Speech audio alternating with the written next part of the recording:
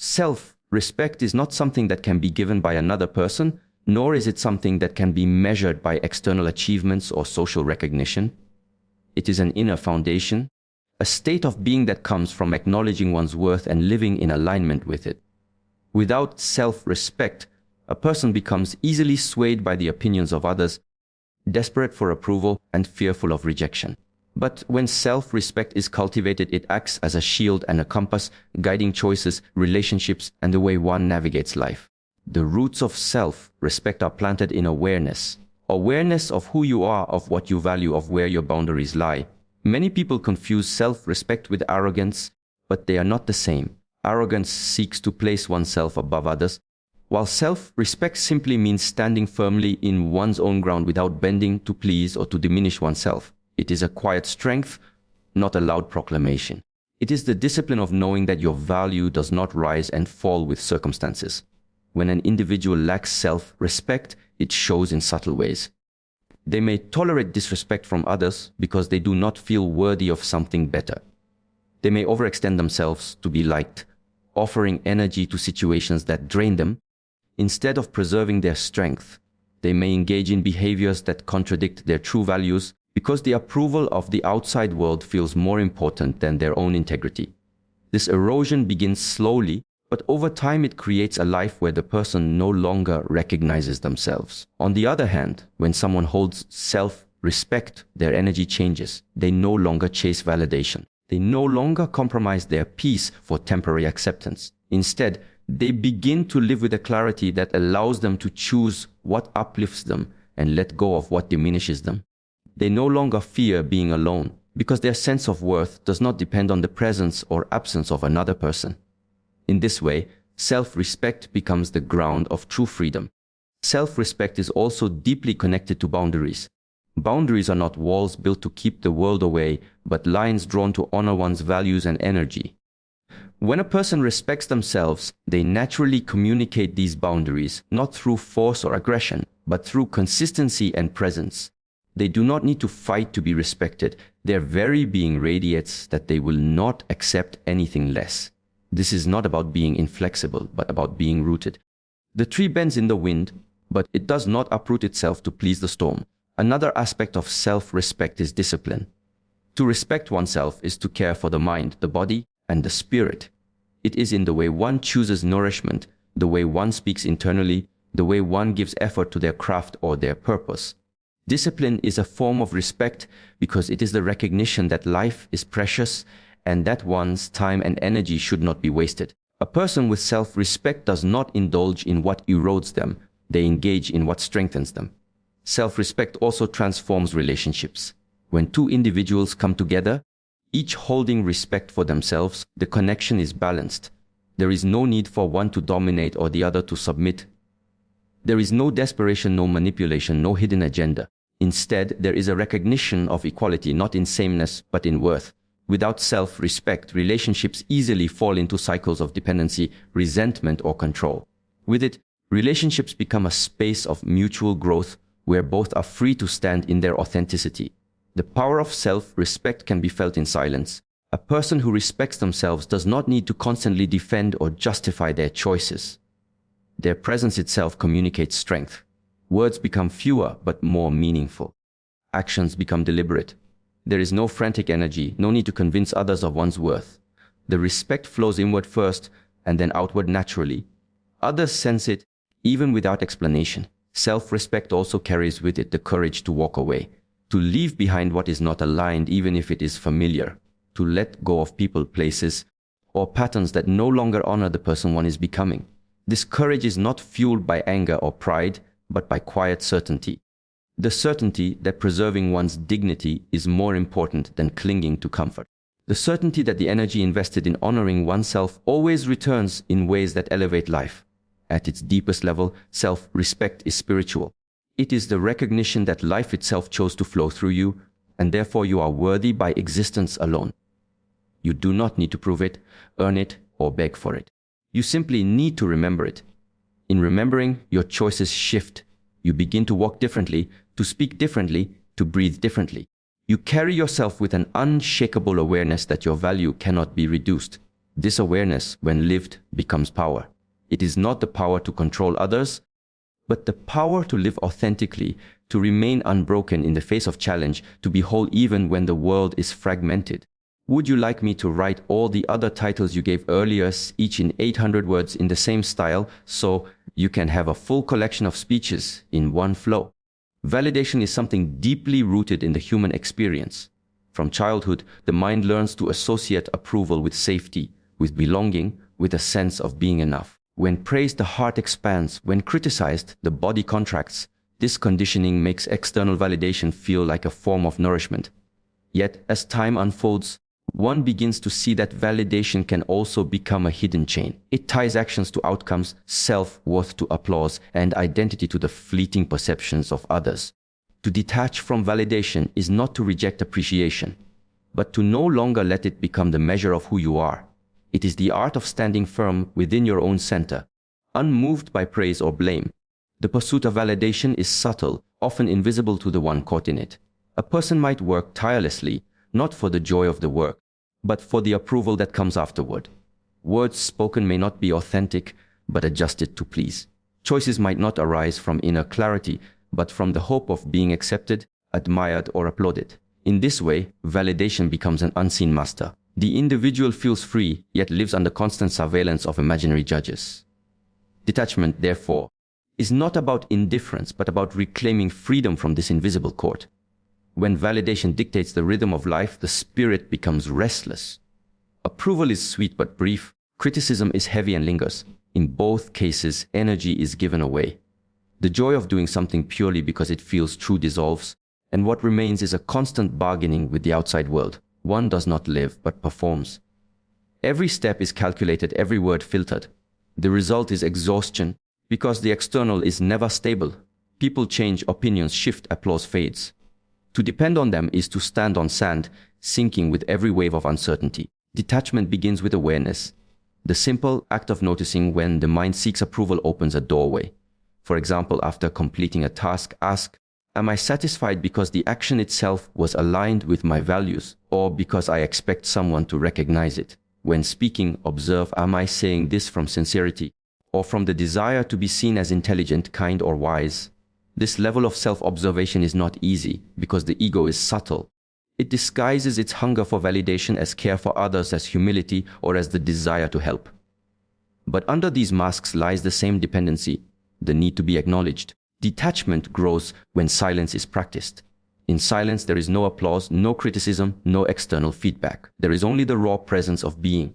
Sitting quietly, breathing steadily, one begins to see that existence itself is enough.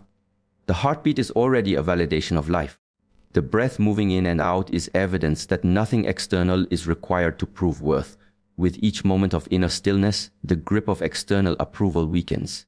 Silence nourishes a kind of strength that no praise can give and no criticism can take away. Another aspect of detachment lies in action. To act without attachment to validation requires courage. It means expressing truth even if it is misunderstood. It means walking a path even when others do not see or applaud.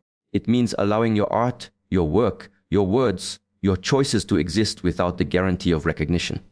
This is not rebellion against the world, but alignment with the inner compass. When you act from clarity rather than craving for validation, there is freedom. The energy once wasted on pleasing others returns to you, and it fuels growth, creativity, and deeper peace. Validation is not inherently wrong. To appreciate and be appreciated is part of human connection. But the difference lies in dependence. Appreciation can be welcomed, but it should not become the fuel of your self-worth. Imagine a tree. It accepts the sunlight, the rain, the breeze, but its roots are in the soil. External validation is like the weather. It changes daily. But the root of the tree, its true strength, lies beneath, unseen, drawing nourishment from within. To detach is to remember where your roots are. Society thrives on validation systems, grades, likes, followers, awards, recognition. These can motivate, but they can also enslave. When identity fuses with them, life becomes a competition, a stage where one is always performing and never simply being. Detachment invites a different perspective. It allows engagement with the world while remaining centered. You can share your work without obsession for feedback. You can speak without tailoring every word for approval. You can live without the constant fear of being unseen. The paradox is that when detachment from validation is cultivated, true influence often deepens. People are drawn to those who are not desperate for approval. Authenticity shines more brightly than performance. Words spoken from freedom carry more weight than those tailored for applause. Actions taken without craving recognition often create the most lasting impact. In this way, detachment does not isolate but strengthens connection because it is no longer rooted in need but in presence. Detachment from validation is an ongoing practice, not a single moment of realization. The pull of approval is strong, the habit ingrained.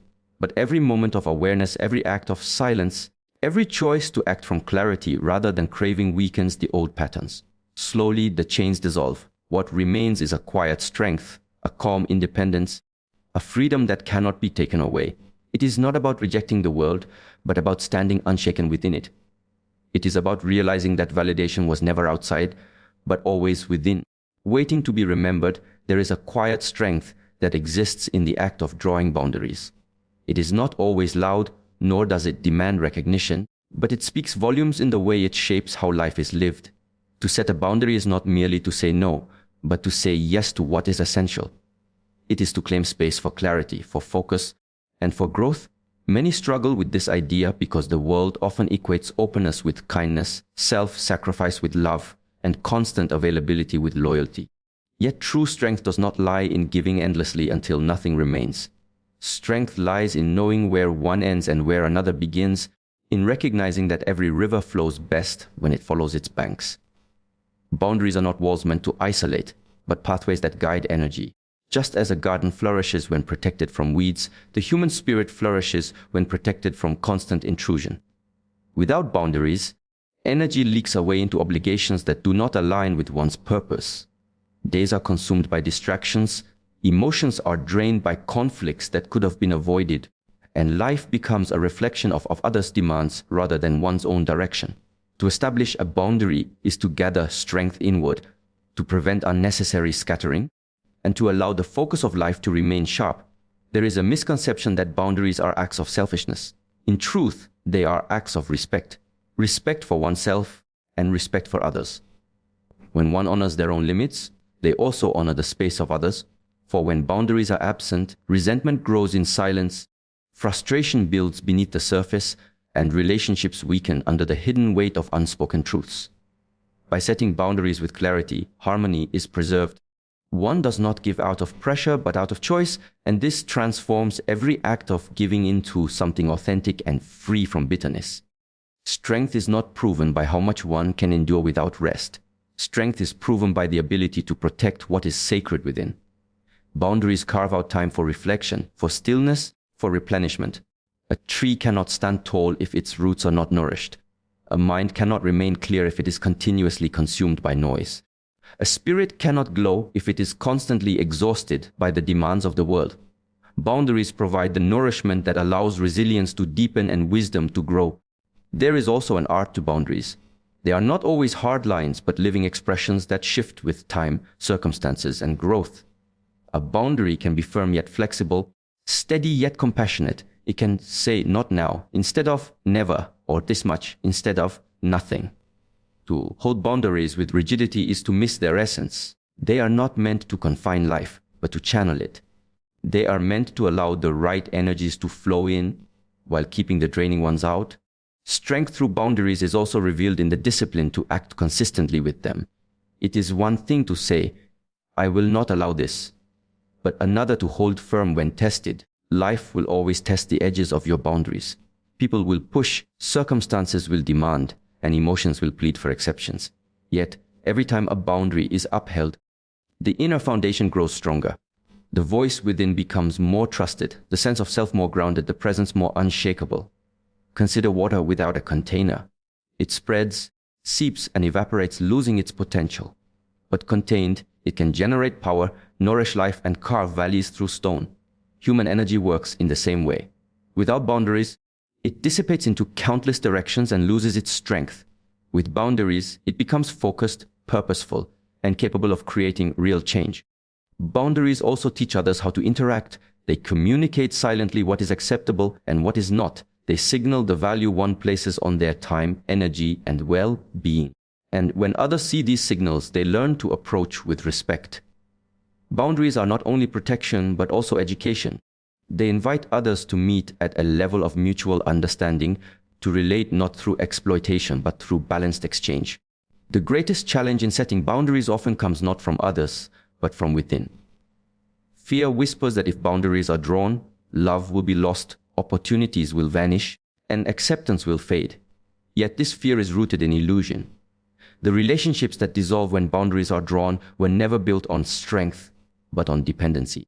The opportunities that disappear were not aligned with one's path. The acceptance that fades was conditional, never authentic.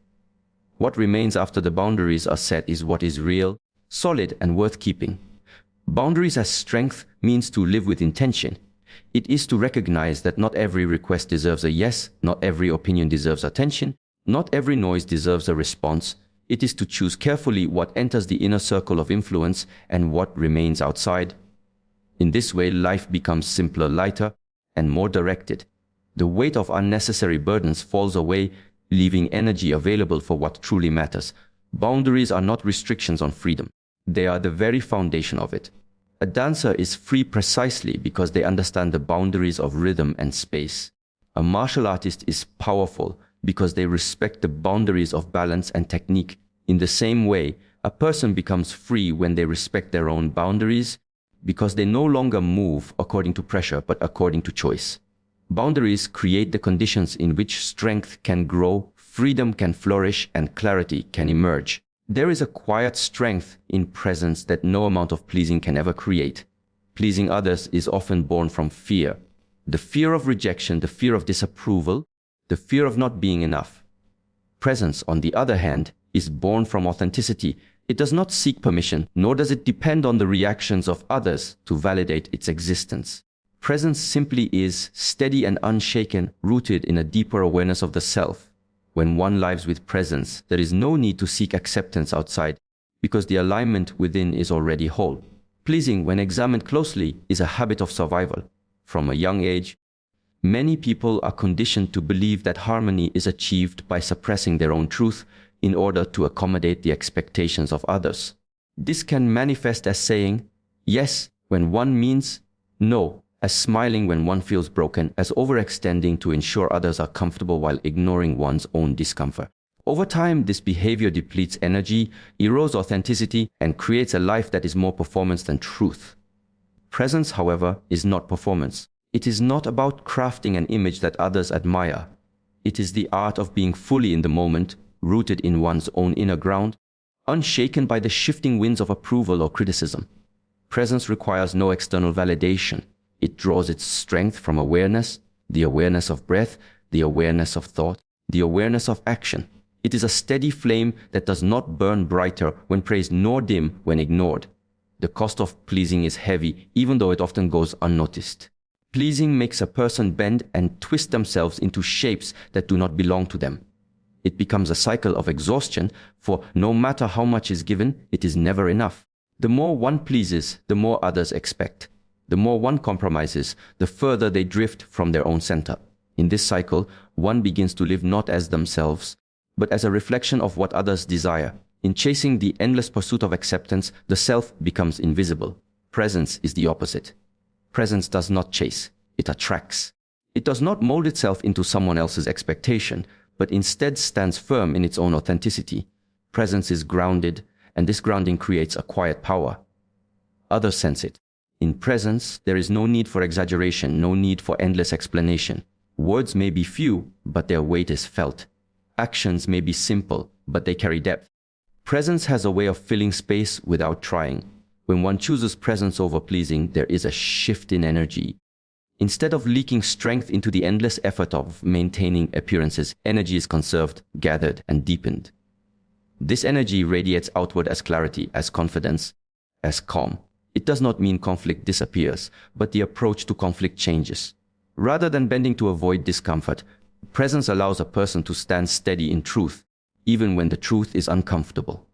To live in presence is to trust silence. Pleasing often fears silence because silence may be interpreted as rejection or disapproval. So the pleaser fills the void with words, with apologies, with unnecessary justifications. But presence understands that silence itself can communicate strength. A pause can hold more power than an over-explained sentence. A steady gaze can carry more authenticity than a rehearsed compliment. Presence respects silence because it is in silence that awareness deepens. Another important distinction is that pleasing seeks control, though unconsciously. It tries to control how others see, how others feel, how others respond. It is a subtle attempt to manage perception. Presence, however, does not cling to control.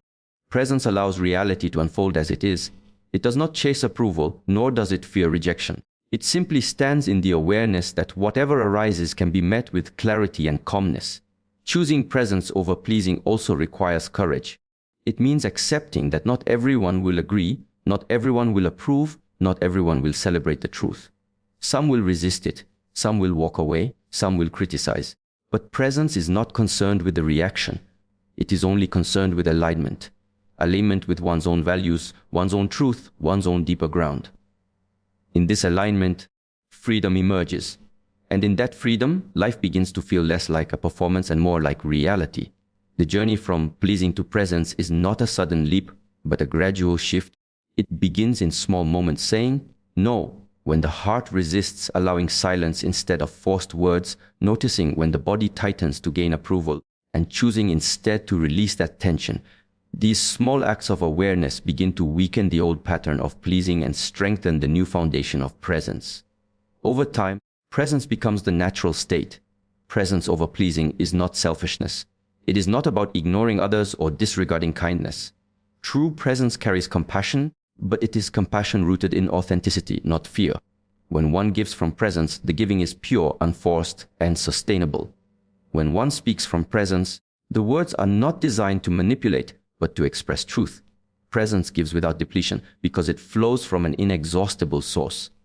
The grounded awareness of being. The more presence deepens, the lighter life becomes. There is no longer the burden of masks, no longer the exhaustion of constant performance. Relationships shift as well. Some may fade because they were built on pleasing rather than authenticity. Others may grow stronger because they now rest on truth rather than illusion. Presence filters, naturally and silently, until only what resonates remains. In choosing presence over pleasing, one learns that acceptance from others is fleeting, but acceptance of oneself is enduring. Approval may come and go like passing weather, but presence is the mountain that does not move. To cultivate presence is to step into a power that is calm, steady, and free from the chains of external validation. It is the path of authenticity, the path of truth, the path where being matters more than performing. In a world that has become addicted to noise, silence appears almost invisible. It is overlooked, dismissed, and often misunderstood as emptiness. Yet silence is not a void, not an absence, but a presence of its own. To experience silence is not simply to hear less sound, but to enter into a different state of awareness. It is to recognize that within silence lies a form of communication that does not rely on words, explanations, or persuasion. Silence has its own voice, and this voice often carries more weight, more clarity, and more truth than anything spoken. When we observe nature, we begin to understand this truth. The forest does not announce its wisdom through speeches, yet we feel it when standing among the trees. The ocean does not deliver sermons, yet its presence can humble and calm us in a way that no language can capture. Mountains stand in stillness, and yet they communicate strength, endurance, and permanence. Nature speaks to us most powerfully through its silence, and within that silence, the human heart feels something beyond rational comprehension. In human interaction, silence often reveals more than words ever can. When someone pauses instead of answering quickly, it shows depth of thought. When someone sits in stillness, it communicates presence more profoundly than endless chatter. Even in conflict, silence can carry more intensity than shouting. It has the ability to stop the momentum of an argument, to disarm hostility, to invite reflection instead of reaction. Silence holds a mirror up to the other, forcing them to listen not only to the space but also to themselves. We live in a culture where people often speak to fill voids, to cover insecurity, or to assert control. Words are thrown into conversations not always to bring clarity, but to mask discomfort. Yet words used in this way often lose their meaning. Silence, on the other hand, never loses its meaning.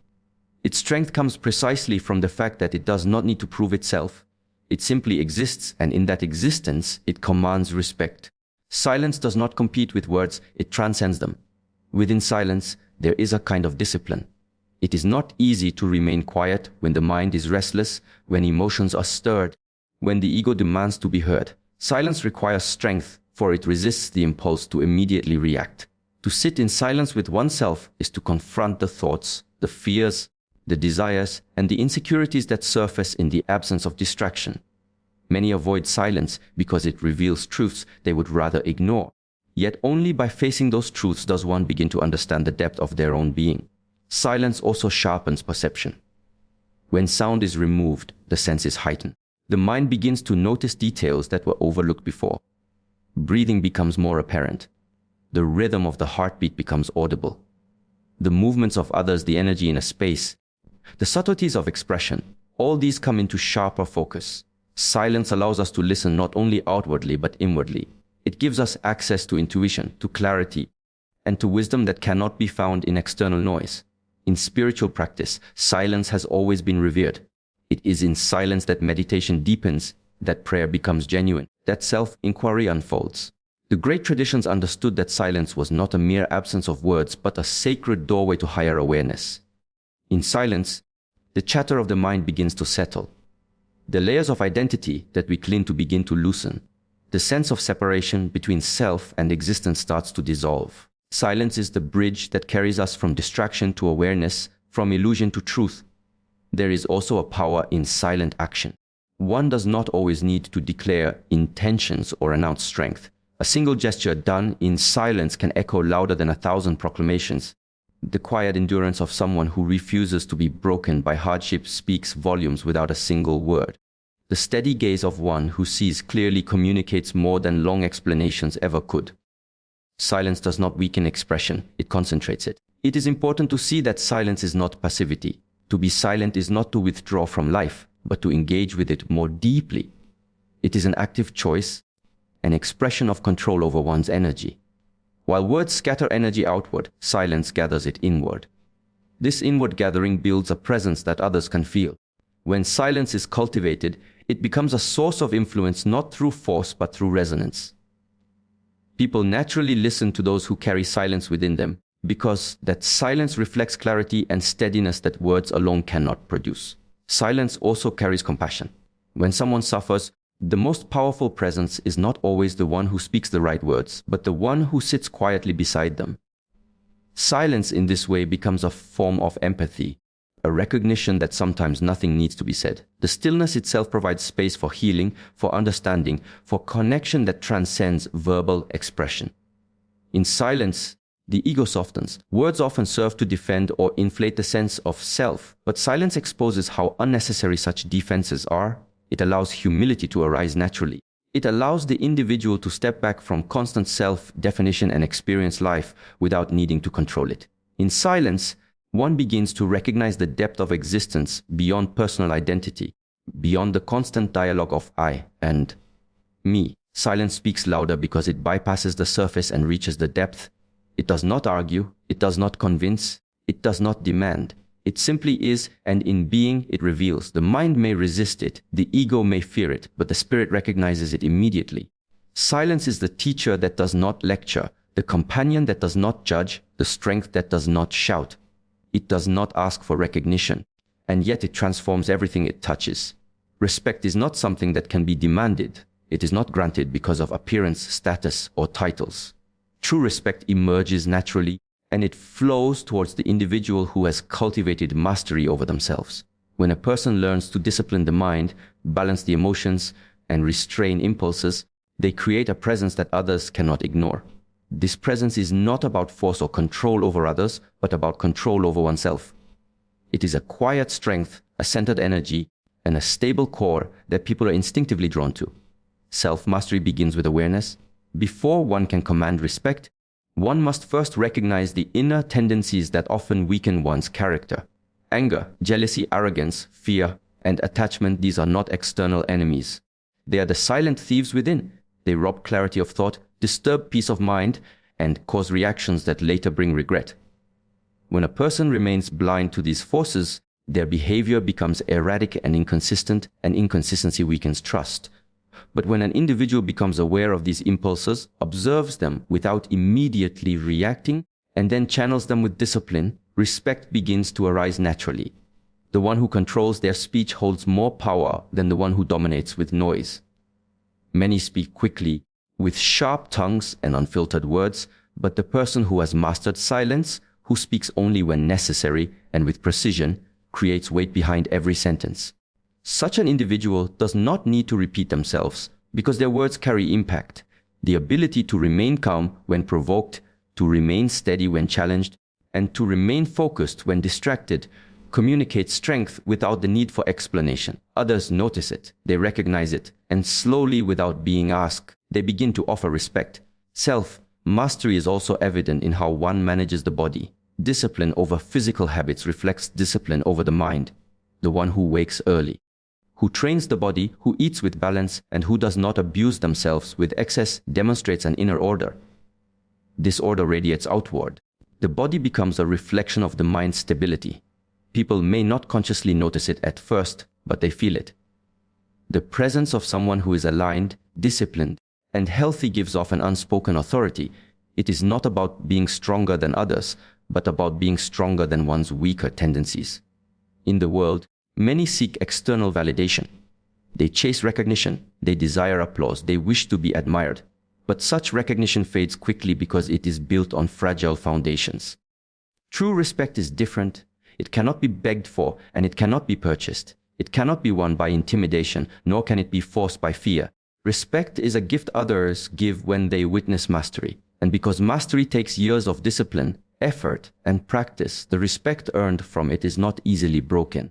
A person who has mastered themselves is trustworthy. Their emotions do not swing wildly, their decisions are not reckless, and their reactions are not unpredictable. When such a person enters a space, they bring with them a sense of stability. Others begin to rely on their presence because they know that the individual can withstand storms without collapsing. Respect flows naturally to those who create stability because people are drawn to anchors in a world that constantly shifts. It is important to understand that self-mastery does not mean suppression. It is not about burying emotions, nor pretending to be unaffected by life. Instead, it is about recognizing emotions for what they are, allowing them to arise without being controlled by them, to feel anger and yet not become anger, to feel fear and yet not be paralyzed by fear, to feel desire and yet not be enslaved by desire. This is mastery. Such a state does not numb a person but liberates them. The freedom from inner turbulence creates a radiant presence, and that radiance is noticed by all. Self-mastery is also about consistency. Respect is not attracted by a single act of discipline, but by repeated patterns over time. Anyone can be calm once, anyone can be disciplined for a day, but the individual who shows the same discipline year after year, who does not waver when circumstances shift, builds a reputation that cannot be shaken. Consistency builds reliability, and reliability commands respect. In every culture, across all times, the individuals remembered with admiration are not those who reacted uncontrollably, but those who embodied mastery. The wise elder, the disciplined monk, the centered leader, the skilled artisan, each of them earned respect not through wealth or titles, but through the demonstration of control over their own lives. Their actions aligned with their words, their energy aligned with their purpose, and their presence carried weight without force. To attract respect is not to seek it. It is to cultivate the qualities that naturally command it. When a person rises above the impulses that control most others, they stand apart. They no longer need recognition, and because they no longer need it, recognition comes. Others sense their independence, their clarity, and their discipline, and they instinctively offer what is deserved. Self-mastery is not a destination, but a lifelong practice. It requires daily effort, constant reflection, and a willingness to face the uncomfortable truths within oneself. Each moment presents an opportunity to practice when anger arises, when temptation calls, when distractions surround. Each moment offers the choice between reaction and control, between weakness and strength. With each choice made towards mastery, respect grows silently in the background. It does not arrive in a single instant, but accumulates like drops of water filling a vessel until one day the presence of mastery is undeniable,